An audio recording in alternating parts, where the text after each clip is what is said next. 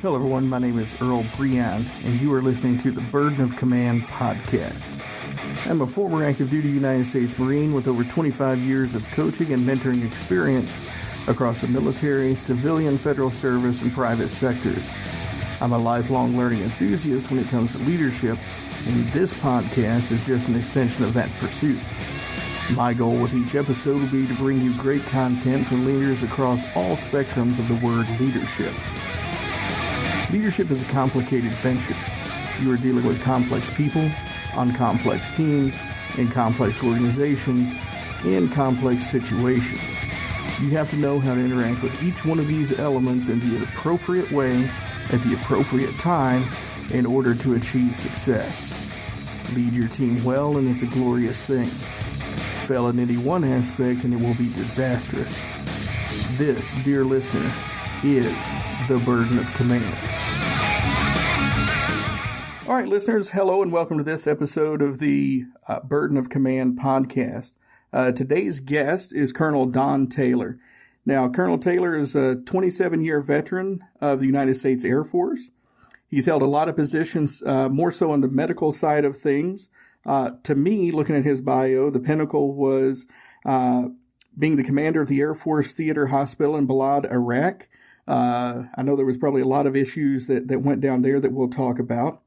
In his private sector, he still does a lot of work in the healthcare community, and we'll get into some of that as well. But he's also author of a book, in full disclosure, I haven't had a chance to read it yet, but just the abstract there sounds fantastic. It's called Quiet Heroes. I'm sure we'll touch on that as well. So, Colonel Taylor, thank you for joining us today. Oh, thank you, and I appreciate the invite today and eager to share some thoughts. Yes, absolutely. Well, let's get started, because the first question I ask all my guests, what does the phrase burden of command mean to you? You know, you hear it many times in a military career, because command, let's kind of break it down. Command, has a certain authoritarian interpretation or belief, certainly from the private sector and those that haven't served in the military. But to us, it's just about leadership. Now, the burden of command to me has always been, I've kind of looked at it as the privilege or the responsibility or my own or personal accountability for people, their health and well-being, and a mission. That burden becomes heavy sometimes depending on the intensity of it. And we've all had opportunities throughout our career to see it. I've had what I call intense commands, and I've had lighter commands. But the burden of command to me is really, really important for a leader to understand it, not necessarily as a burden in the negative connotation, but as a huge privilege of which you really are all in. And that's the part I always kind of discussed even with my peers, and I still teach today, is that if you do it right, you're exhausted after your term. If you don't, you could probably do it a long time. So I always understood, I questioned some of my peers who would do 2 and 3 commands back to back, because I said, I don't know how you can take it with the availability and the intensity and the responsibilities of that. And my second question was, well, you must not be all in if you can do it that many times. Because when you're all in, it's all inclusive. It is 24/7. It's all in, emotionally invested in the mission, emotionally invested in the people, and you really want to leave it a lot better than you found it. That is a great definition, and I will agree with that one 100%. And to sum up your philosophy, so you were also on a mutual friend of ours, Jim Bouchard. You were on his Walking the Walk podcast, and you shared a wonderful story on there about a young lady that ran into some issues under your command and how you handled it. So if you would, please take some time and share that story for my audience, please. Sure. I would really like to, because it was an important lesson, not only for me, but for them and for my organization as well. I had arrived at, this was while I was the commander of a community hospital at Luke Air Force Base in Phoenix, Arizona. We had The culture of the base was intense, had a great boss who allowed us to have a lot of freedom to do the things we thought right within our own commands. He was not a micromanager. But we had a culture there within the base where we had a lot of behavioral issues that were influenced by other airmen across the base. And we had a community that encouraged sometimes misbehavior in others just because of the kind of where we were and the kind of opportunities available to our airmen outside of the space. Well, anyway, one day I had my first sergeant had come to me and said, "We have a problem with one of our airmen." And I said, "Well, why are you bringing it to me rather than a squadron commander?" And he said, "Well, this one falls into your areas of personal accountability." And I understood then what he meant, because at the very beginning of my command, I made it clear to everyone that mistakes are encouraged, but crimes will be dealt with and dealt with rapidly. And that I am a very logical and predictable outcome to their own choices. Just the way it is. Here are the rules. You want to get along with me? Then play by the rules. You want to violate rules? You'll probably meet me. If it's a violation of what I call sexual impropriety, alcoholism, racial discrimination, drugs, those are all going to be elevated to my desk personally. You will deal with me personally in those. Well, that was a massive deterrent for a lot of people. As a matter of fact, I went years of command without a DWI incident with any of my hundreds and hundreds of folks. But this particular event elevated it because we had a young airman who was below age. I called legal age of drinking. She'd been in the Air Force a very short time, probably less than a year, I think, at that time. And the first sergeant said, "Well, she started with reporting a missing purse." I said, "Well, that's not an issue for me." He goes, "Well, no, her purse was taken while she was asleep." Okay, got it. She was asleep.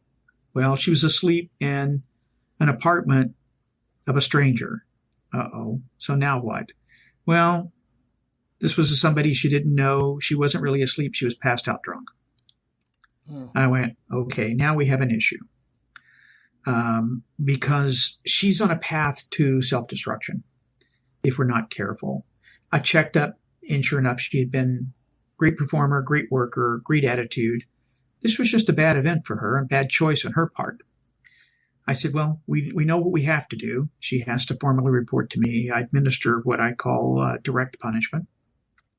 And her entire chain of command from me to her is all in service dress in the room witnessing this as well in my office. Massive deterrent on embarrassment and humiliation, but it was important for them to understand the magnitude, and it wasn't something I enjoyed either. So anyway, the day happened, and I had a report. She walks into the office, and I look up. She's standing there crying and holding a salute, and I immediately saw my own daughter standing in front of me. It was almost all I could do to not cry myself. But I know I had to stand firm. I asked her some pretty firm questions about, did she understand what she had done? Did she understand the risk of her own choices? And did she understand her responsibility to make better choices? And, by the way, her accountability for this incident. And was she willing to take that? And she agreed to all. So I dismissed her, told everyone in the room, thank you, because I don't like to do this. Frankly, it was the only time I ever had to do it in my 2 years of command there. And then I told the first sergeant, I said, tomorrow I want you to bring her back. And to bring her back in her normal, combat uniform. And I need about 15 minutes with you and she in my office. He goes, what for? And I said, just bring her back tomorrow. So the next day she arrived. Instead of in front of my desk, we sit down at the couch over the coffee table. And I asked her again, did she understand the responsibility? She was a little defiant, still a little angry, wanting to preserve a little pride, I think. But I finally began to break down that she had, some issues in her own life. She had always resisted authority because she really hadn't had an authority figure she respected. said, well, here's what I'm going to ask you to do. The punishment for this will be minimized, so it's recoverable for you. But what happens next depends on you. And she goes, what do you mean? I said, my next request is pretty simple. I just want you to look me in the eye and promise me you won't do it again. And her reply immediately was, are you serious, sir? I said, absolutely. It took her 10 minutes to finally look me in the eye and say, I promise I will not do it again. I said, that's good enough for me. I trust that you'll be good to your word. She looked very puzzled. The first sergeant was smiling ear to ear, and I dismissed him. So for about every month, I would do random walk-arounds in the organization. But every month, I walked through her workspace. And I would look, find her. She'd come running up to me, look me in the eye, and go, sir, I'm still good. Well, that I knew was where you really win the hearts and minds.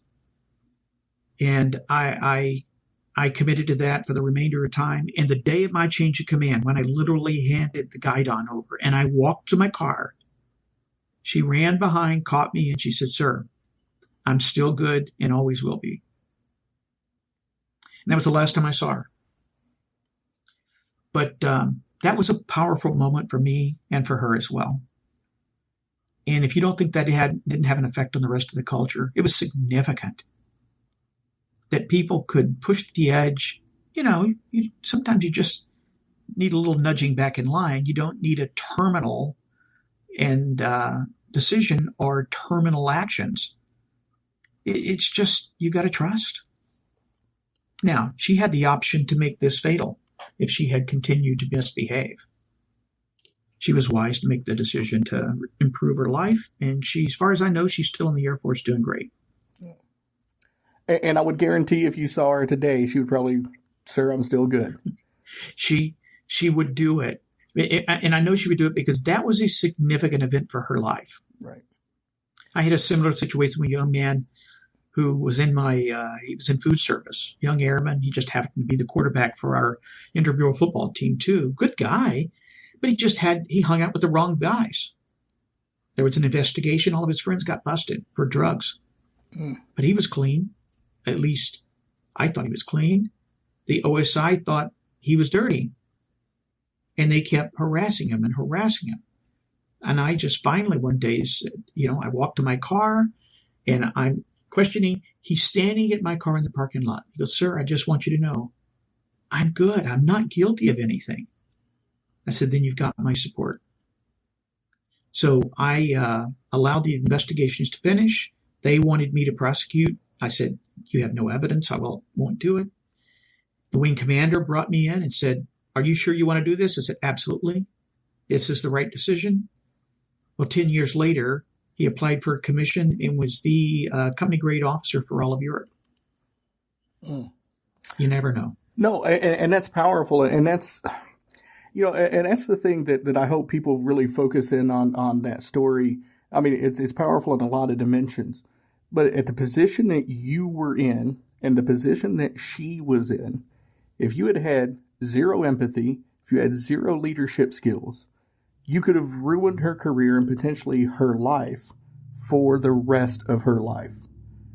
And I think a lot of people don't realize, especially in leadership roles, that razor thin line that they walk with how they influence the people who, by choice, leadership, by choice, or by management force, they're in charge of.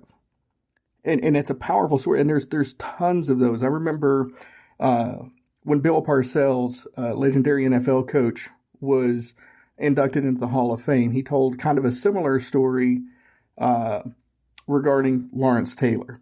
Now, for those of you who aren't familiar with NFL football, Lawrence Taylor, legendary at his position, but he suffered from a lot of issues, disciplinary issues with drugs, alcohol.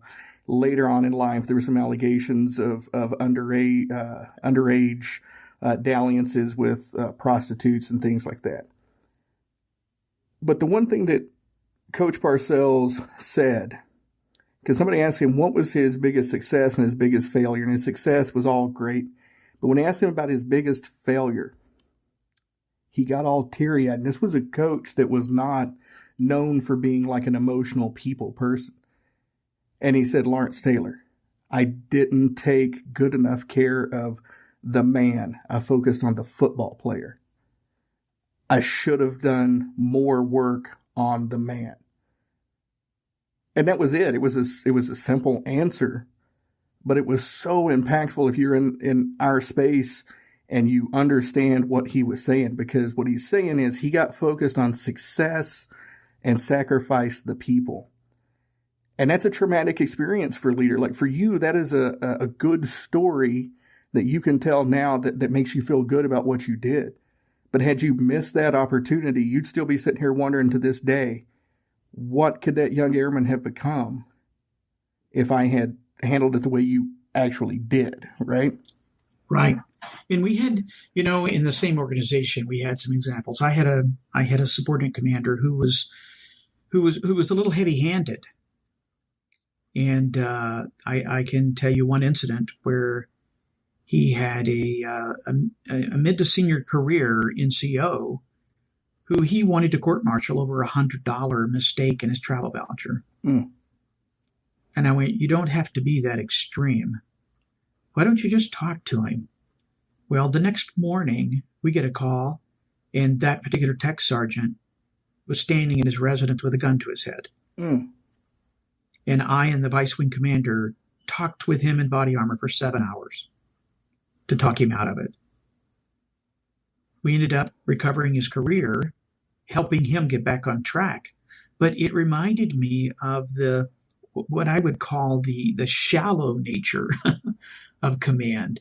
You can't become infatuated with power. It's not about power. It's about responsibility. Mm-hmm. And some people get carried away with power. I see it in politics. I see it in industry. It really bothers me to see people infatuated with power and entitlement when in fact they really have a responsibility and an obligation. And that's the part of leadership that I feel gets confused at times. Well, and you're dead on. And part of that is, and it was something you said earlier in that story, is when you came in, you set the expectations. And I see this way too often. New leaders will come in and somehow they magically assume everybody knows what is expected of them. And then they get mad because those expectations aren't being met. And I have to pound it into their head. You can't hold people accountable for expectations you have not set. It doesn't work. And I don't know in your space, how often you see that happen with, especially in the medical field, but it just drives me crazy when people are dealing one-on-one with people. They just assume that everybody knows what's expected of them.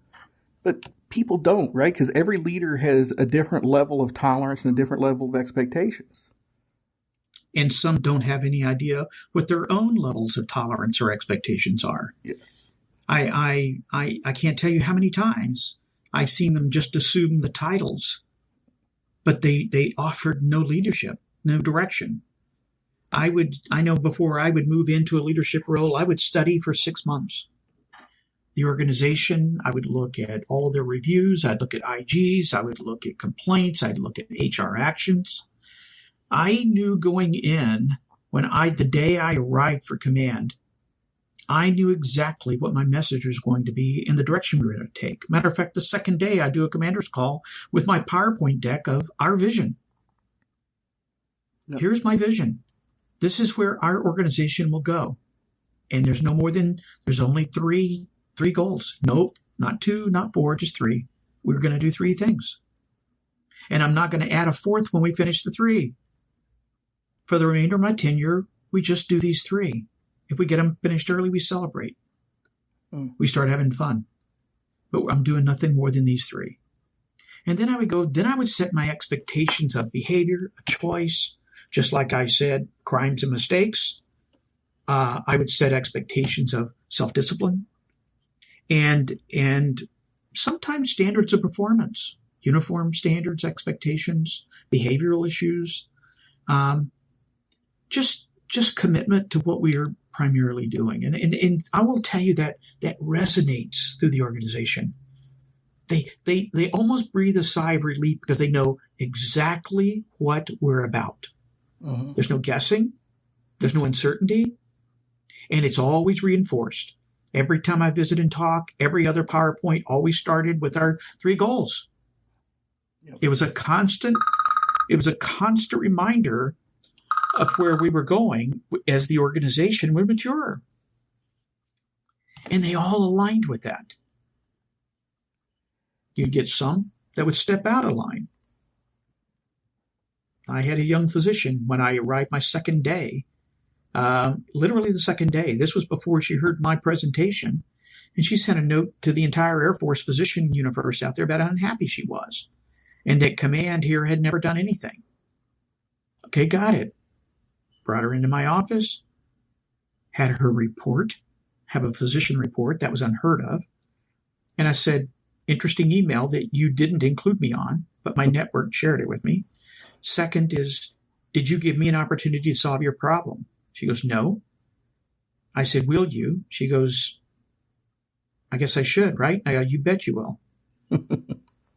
And I said, now you're going to send an apology to that entire network and include me that you've discussed it with me and we will resolve it together. I go, you have an hour to send it. She did. We met the next day, solved all of her problems, got her career advancement, got her right on the right track, even got her retrained in the specialty she wanted. Mm. The point was, you just have to, you have to work with them, but they have to trust you. But you also have to, you insist that they trust you. Yes. That's the other part of it, is that you can't let those things slide because that becomes a standard of acceptable behavior that I won't tolerate. Mm. And I'm glad you mentioned that word because this is another one of my, I guess, pet peeves, right? Is when people are happy with the standard. And I remind people, standard is just the minimum accepted level, right? Just meeting the standard means you did the basics. Even if you have a, quote, high standard, that's still the minimum level of accepted performance. Be better than the standard. I don't want you to do standard work. I want you to be extraordinary. Go above and beyond. And so I love it. And, again, there was so much there because you talked about trust. We talked about setting expectations. And these are all, in my experiences, these are all critical points of failures in somebody's leadership life. If you just come in with the attitude, I'm the leader, this is what I want to do just because I want to do it, and you have no ability to set a vision, discuss why your vision is the way that that the organization should move, you fail. That power trip piece, right? And that's the biggest, when I'm doing coaching, especially in mentoring, and I'm especially talking to somebody who's up for a promotion, the first question I always ask them is, why do you want this promotion? And if the first words out of their mouth are anything to do with power or pay, this is probably not the promotion you should take.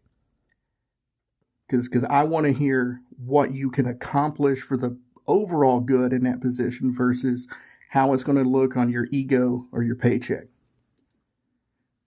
And that's what I like about what you did. You did your homework. You got there. You were prepared. You were ready to go. You knew why you needed to be doing what you were doing, not just because you're the new commander, right? Right. That's real important because I wanted this for the reasons of influence. I wanted it for the reasons of not my own interest, but the interest of the organization. I wanted to help change people's lives. That's where I get my reward. That's where I feel satisfied. Mm-hmm. Is helping people discover themselves. That's really, to me, what it's all about. Yeah. Helping them discover their own potential and their own paths. Yeah. And by the way, I just kind of keep them off the curbs. You want them to zip down this path toward a vision, toward a common goal. And my job just to keep them off the curbs. Don't bump the sides. Yeah. And that's really all it is. And once you do that, and then you consistently do that, then leadership becomes easier because it's inherent with your own nature. It's aligned with your own values. It's aligned with you and the way you are. It's genuine. You're an authentic leader. Mm-hmm. And it's very easy after that. Very easy after that. Well, and that's what you just said there again, that's solid gold, because that's the one thing that a lot of people that I deal with in the private sector, they get kind of off-put by, using military examples and things like that. And I get that they can't necessarily associate if they haven't served. But the point is, and this is what I hear the colonel saying, he can correct me if I'm wrong here, but the point behind this is one of the reasons leadership textbooks from military leaders are so popular is these principles have been tried and proven in some of the most hostile environments on the face of the planet. And this is what I tell folks. If there's leadership principles that can work in the POW prisons of the Hanoi, Hilton, and Vietnam, there's zero excuse why they can't work in your organization. You do not have the hostility and the pushback that existed at the Hanoi Hilton. And these folks come out, if any of my listeners here haven't read yet, there's a great book called Lessons from the Hanoi Hilton, and it dives deep into what those POWs went through and the mindset that they came out with. And just one statistic that blew my mind, the average ballpark PTSD rate of the general service population in the Vietnam War, depending on which study you look at, seems to range somewhere between 30 to 40%. The POW population is down below 4%. And everybody expected it to be near 100 when those men came home. And it's about those solid leadership principles. And there's a lot of great authors out there who've written about it. Colonel Lee Ellis is one. Yep. I know him pretty well. Great. Well, I just got contact with him, so I hope to have him on here in a few episodes. So, he's a great guy. I know him through the Air Force Association. Awesome. But that's the thing. These aren't about we're trying to militarize leadership. These are principles that work. We're giving you ideas on how they work. The question is, how do you make them work for your organization? It's funny you should mention that. There's a couple of things about leadership I'd like to add to this now. Go for it. In the environment that I had described the two previous incidents, another element of that on the first day, too, was we will have fun. Mm. I wanted people to love coming to work. I wanted people to enjoy being there. And so sometimes you would create events where it was fun at your expense even, because you wanted to test whether they were that comfortable with you. I remember once after the holidays, in the military, you always had the dreaded weigh-ins for those of us who always rode right on the edge of the upper scale on that. Oh, yeah. And in the Air Force, they were random, and they were career enders. They were career enders. And if you ever, were put on the program, that was the kiss of death, because you were ineligible for anything, and it was always reflected on your evaluations. Mm-hmm. So I didn't like the randomness of it, particularly after the holidays, because somehow it always seemed that somebody was manipulating who was going to have to step on the scale on the 3rd of January after the holiday feasts. Mm-hmm. So I had a commander's call our first day back, and I announced to the entire organization, we will have no random weigh-ins for 90 days.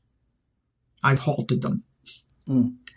But on the 1st of April, 100% of you will line up and stand on the scale right behind me. I'll be first. Mm-hmm. You could just see the whole room go, is he real?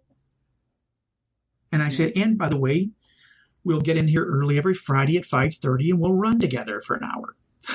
Yeah. Every Friday in formation by unit. And we're going to have fun doing this, guys. I want to hear the chatter. I want to hear the jodies. I want to see camaraderie with your shirts, and I want you to have fun with this. Mm-hmm. So, and I said, and we were all in fitness clothes that day, and I said, so today we're all going to run, and we're not going to be good because I know you're out of shape. I said, but just to show you what a great commander I am, I'm going to pace the slowest of you today. I'm going to run with you just to show I'm there to support you. You could see people in the room go, wow. And then somebody go, wait a minute. He's out of shape too. That's why he's running with the slow people. And then they started laughing. Nice. And I knew then I had them. Right. So sure enough, we do the run. There's two young ladies way in the back. I run back to them. Everybody else has already turned the corner. They're in the park, and there's 700 of them. They're in the park. They're cooling down. We're probably 200 yards out. I'm with these two young ladies, and I said, are you okay? And they go, sir, we just had babies 6 weeks ago. This is really hard. I said, oh, well, take it easy. Let's go in together. So we're running together. We turn the corner. Everybody in the park stand there looking at us. The girls look at each other and go, now. And they take off on a hard sprint. I couldn't catch either one. I was the last one in. The whole place was applauding. Nice. To me, that moment was one of the proudest moments I had in command. Because they felt so comfortable to do that with me. Yes. And the day we stood and weighed in, I had 1 out of 700 people fail. Mm. It's just, to me, that's an environment that you desire. I've never had one exactly the same sense. But the point was, we trusted, we grew, and I still had many, many friends from that time. And frankly, a good portion of my direct reports are now general officers.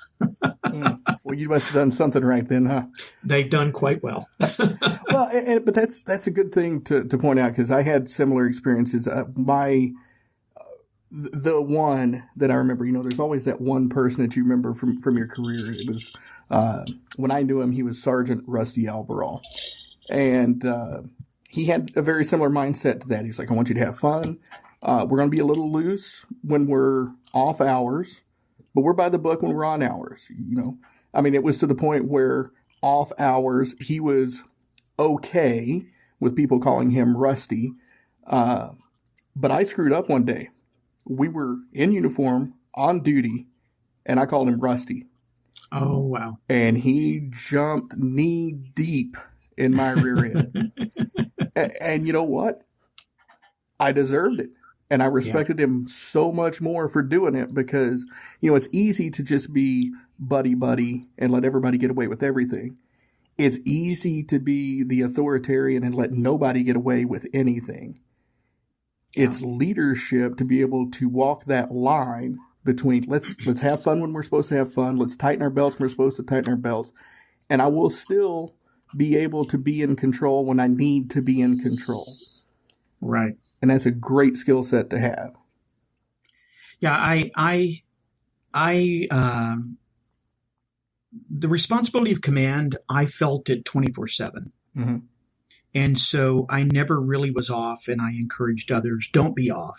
Don't go to the Lowe's in dirty jeans on Saturday, because you'll be seen. You may not know them, but they'll know you. Right. And you're always, always on. Mm-hmm. Always on. No matter what you do, what you say, you're on. Watch your behavior. Watch your language. Watch what you do. Because people are watching, and they learn. It's just be that. Take that responsibility. And that's where I talk about, if you do command right, it's exhausting. Mm-hmm. Because you never get a break until you leave the country. Right. You just never are off. As long as you're in that community, you're still the commander. Yep. And I had that. That was important to me, to sustain that, because people drew from that, and they felt comfort in it, that there was an authority figure who stayed there. And it was very comfortable. Now, you go to different organizations, of course, and your leadership style adapts. So, we could take everything that I just said here and apply it to my command in Iraq. And that was completely different. Completely different. Mm-hmm. I did the same level of prep, but I prepared for psychological safety before my team left. I assumed they all had the technical skills to go. And matter of fact, I challenged them again, commander's call, set the stage, set expectations. 6 weeks before we were wheels up to go to Iraq, I had about 3/4 of the team in the big auditorium at Wilford Hall. And I said, I expect you all to be ready to perform within 15 minutes of landing in country. if you question your skills, now's the time to leave without penalty. Now. Chief Master Sergeant's the back door, he'll take your name. But I want you to leave now because there's no training over there. This is not OGT. And then I said, so the next thing I want you to do is work with me on how you're going to renew yourself during this deployment. What you're going to see, what you're going to do is going to be life-changing, transformational for you. You will never see injuries like this in your life. Thank the Lord, you will not.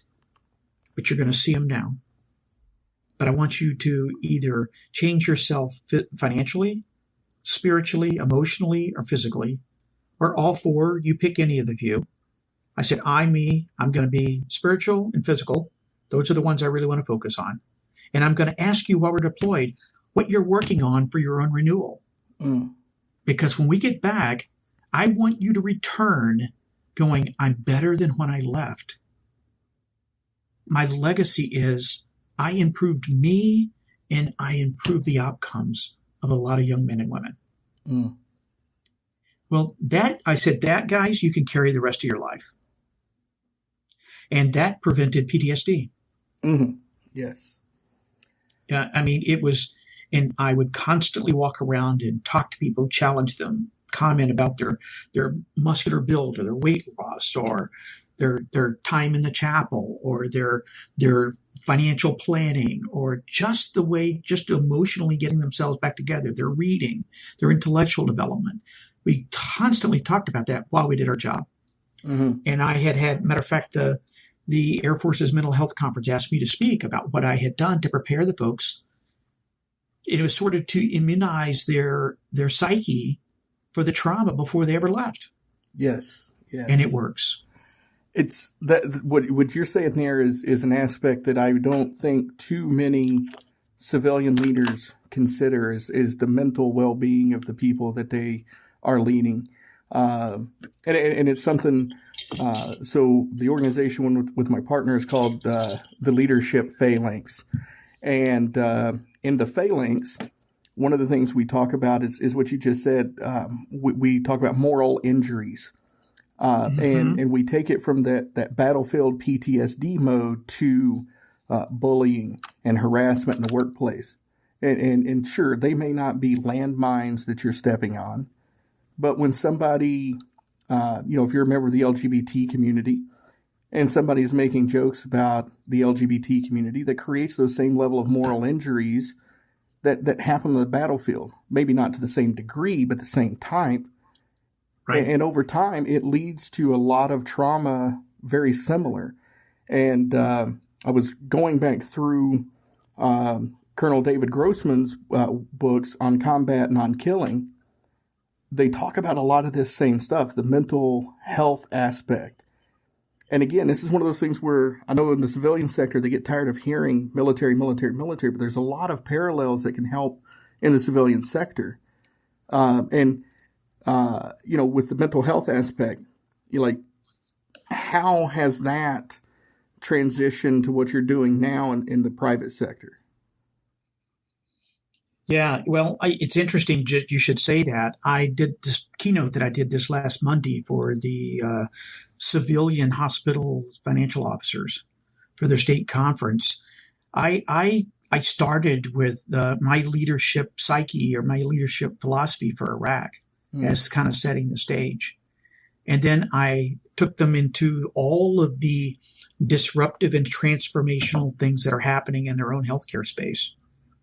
And I said, the leadership concepts and lessons that I had in Iraq apply to you in preparing your workforce for upcoming changes in healthcare because they're fearful and they're uncertain. And I said, the concepts are the same. And so I developed kind of 11, what I call my 11 L's of leadership. And it's just 11 concepts that begin with the letter L about how you prepare the workforce to be safe and secure and willing to engage this new future. And just presented it this last week. I'm now taking it and refining it a little bit more. Pretty clear to me it's going to become a book, just because the L's are so robust, and I have such deep I have nice developed stories behind them from the deployment and from my military experience and how they all apply to the private sector, particularly in the healthcare space. And it's all around the concept of restoring the concept of care inside healthcare again. We've been dominated by the business elements. We're not going to get this right until we care about people. How about we start there? Right. We care about who works, who commits to this, and by the way, and the workforce. And I told the accountants, I said, if you don't go to your waiting room every day, talk to patients, talk to families, and if you aren't emotionally moved by that, I want you to quit and go make Chevy trucks because you don't belong here. Yeah. I said, I used to at Wilford Hall, I dealt with knuckleheads all day. I was the vice wing at Wilford Hall. I said, I had to go rub babies' heads to reconnect with what we're doing every day. I mean, I would go down there once a week and just rub babies' heads. And it allowed me to kind of reconnect to our purpose, to the higher calling, to the compassionate side of what we do, rather than the self-serving interest of a lot of the folks of the labor force I had to deal with. Yeah. So I'm going to be a voice for, particularly in the healthcare space, I'm a voice for caring. And if you aren't in it to care, then I don't want you here. Well, and I'm going to challenge you on that. Yes. And again, I think that's one of the tenets of military leadership that a lot of civilians are surprised to hear is the level of care, concern, and we'll use an L, and I don't know if this is one of your 11 L's or not, but you have to love the people you lead. It is. Yeah. You got to love the purpose and love the people. You love what you do and love those you do it with. Yeah. That's the L word I have in there. Love it. My last one, just to tease you, is legacy. I love that as well. That was legacy was one of the things I didn't recognize it at the time, but it was one of the things my grandfather drilled into my head. And he had this saying, and he would just say it out of the blue sometimes. And he would look at me and say, "Son, when I die, I would much rather have people walking around here asking why they didn't build a statue in my honor than asking why they did." And I'm sitting here thinking, like, what are you talking about? And now I get it because, there's a lot of monuments out there, if you will, to people who have done nothing. And we have a lot of people that have done great things that nobody knows exist, right? But we miss those people, the people who have interacted with them. I would venture a guess, maybe I'm wrong, but using your story, there's a good chance there's never going to be a statue or monument to Colonel Don Taylor, right? But that young lady is always going to be wondering where it is and wanting to visit it if it ever did exist. Yep. Yeah. And it's kind of funny when you talk about a legacy. And I don't know if you're sitting near a computer screen whatsoever, but if you Googled right now, barrier art ballade, okay, and we painted on those barriers over there a lot. Right. If you Google barrier art ballade, you'll have some pictures pop up. You're going to see one with a bright red cross and a P-51 Tuskegee plane on it. Okay. You see it? I do see it. Yeah, open that. That's me. And that's what I painted at Ballade my last month there. And that was my legacy to the workforce. Because that was right near the entrance to the hospital. And while painting that, I was in, not in my colonel's uniform. I was in my painted T-shirt and floppy shorts and floppy hat, listening to music. And people would talk to me and they'd tell me their stories about why they were there, their fears, what they were proud of, what they liked about me, what they were concerned about. But I learned more about the workforce painting that barrier art than anything I ever did during my time. That became kind of our icon for the hospital. And that's just a little small legacy that I left.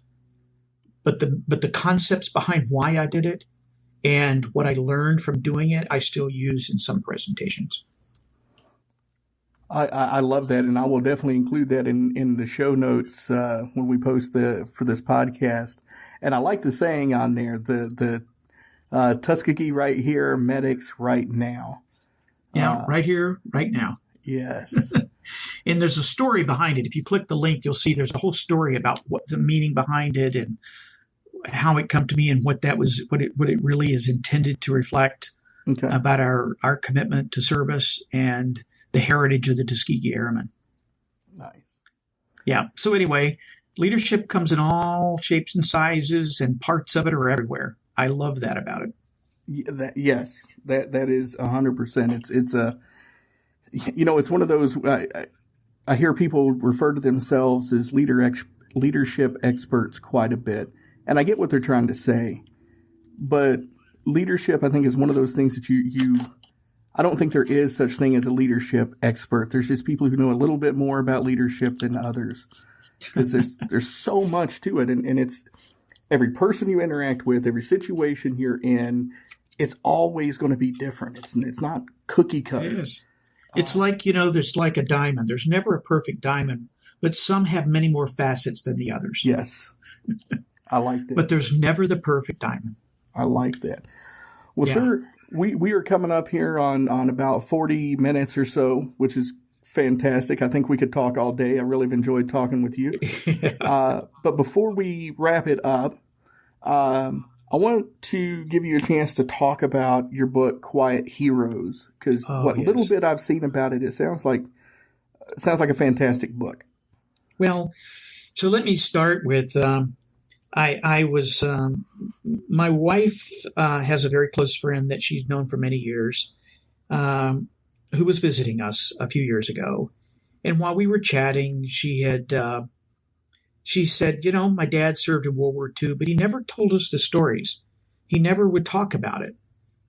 And I said, wow, that's kind of interesting. But I do know that generation didn't, depending on what they experienced. And she goes, but I think he would talk to you. So I flew to Tampa, Florida, and just sat down right there at a little hotel by the pool someday under an umbrella, and we just started talking, and I recorded our conversations. And the intent was just to begin to get him to open up a little bit. But he started unraveling a story about this 19-year-old kid from New Haven, Connecticut, and how he had worked in the vaudeville theater, and he had met some icons of vaudeville like Ethel Merman and Cecil B. DeMille and Ernest Borgnine. And I went, oh my gosh, are you kidding me? He goes, yeah, I kind of picked up their acts, and I just love to do it. And he goes, but you know what? The young men needed to go to war, and I wanted to be a pilot. And I said, wow. He goes, so I joined the Army Air Corps. I said, what did you know about the war? He goes, not much. He goes, we didn't get a lot of feedback from what was going on in the war. But, I just knew I needed to serve, and I needed to go see something other than the Northeast United States. So he said, I signed up, I reported, they brought us all in the room, they set us in the desk and looked at everybody and goes, okay, we have too many pilots. So everybody on this side of the room, you'll be pilots. Everybody on the left side of the room, you're going to be other crewmen. That was the way they decided. He goes, so I became a radio man. And he goes, I loved it because I knew everything that was happening before anybody else did. So he started telling me his story, though, about his training, about some of the challenges, his crew. He was on a B-17 crew located in England, and the camaraderie of his crew for the remainder of their lives. They were shot down. He met so many characters. So when we were finished, I said I was going to write a paper. At that time, I was on the board of the Air Force Association, and I said, this is more than a paper, and it's not me telling anything. It's just sharing his story. Because I regret that we have lost so many of those stories that were so important to history, so important to themselves and their families. So I took it, put a little intro to each of the concepts into his stories, kind of setting the stage, contrasting it to some of the challenges that we have in today's wartime experiences. And I just put it together and sent it out, self-published. And the day I got the first proof copy, I mean, literally the day I got the first proof copy, he passed away in the Tampa VA. Mm. But his daughter was able to read to him the entire story, and he loved it. Good. And so I never really promote it. It's just available out there on Amazon and on thequietheroesbook.com, and it's available for people to buy and read. But it's entirely in honor of his story and his crew and his service. That's what it's about. So it's a cute little story. He had like a Forrest Gump existence. He met some pretty important people in history. Who knew? He didn't even realize how important it was. And I said, wow, this is more than just a paper because you've had quite a life. Yeah. And his grandchildren to this day, matter of fact, just last week, I got another note from one of the grandchildren that said, just thank you for preserving Grandpa's memory with us. Thank you for the time, and thank you for doing that for us. Yeah. The family can't thank you enough. So just a little part of giving back. That's all we do. Yeah, I love it because, due to some familial circumstances, I was raised by my grandfather, who's a World War II vet, and I got a lot of his stories. I know I just got the good ones, right? Because you could always tell when the hard ones were too hard to talk about, even that many years later. But it was great to hear him open up with what he was willing to open up about. And so I look forward to this. I'm going to pick it up and give it a read, and I'll have a link. I have a link to it. I'm assuming you can get it off of Amazon. Yeah. Yep. You can get it through Amazon. Okay. Yeah, I'll have a link in the show notes. Yeah, it's just it's truly from the heart. Good. And like I said, if you do leadership right, things like that are very easy. Yeah. Because it's all about celebrating the service of others. That's what it's about. And that's what I hope we can continue to do. And that even transcends into the private sector. Mm-hmm. We need to celebrate the service to others, the service of others. And I get frustrated that it's not that easily seen by so many people. They get caught up in their own personal journeys, their own personal agendas, and it's a challenge because I think we've lost a sense of service in this nation. So anyway, thank you for your time today. No, thank you. This has been great, and I get a feeling we really just scratched the surface. And I enjoyed speaking with your wife Judy in episode 2. And I'll tell you the same thing I told her. I think we just scratched the surface, and I think we need to have some more discussions in the future because I think you got a lot to offer. And thank you very much for your service. 27 years. That's a good haul, and I appreciate the impact that you've made on just hearing the stories you shared here. The impact you've made on people's lives is tremendous. My only regret is that I couldn't do it all over again. I would do it again. I would do it again in a moment. I believe it. I believe it. I believe it. So thank you for joining us, and thank you listeners for tuning in. And I'll have a lot of the links to the things we talked about, the barrier art. I referenced a couple of other books, and we'll have a link to the Colonel's book, and we'll definitely have him on as a guest in the future. So thank you all for your time. All right, thanks for tuning in. If you have any comments or questions for me or my guest, or you would like to suggest a future guest, send them to me at burden.command@gmail.com. Be sure to rate and review us on your podcast platform of choice. I look forward to speaking with you again in the next episode.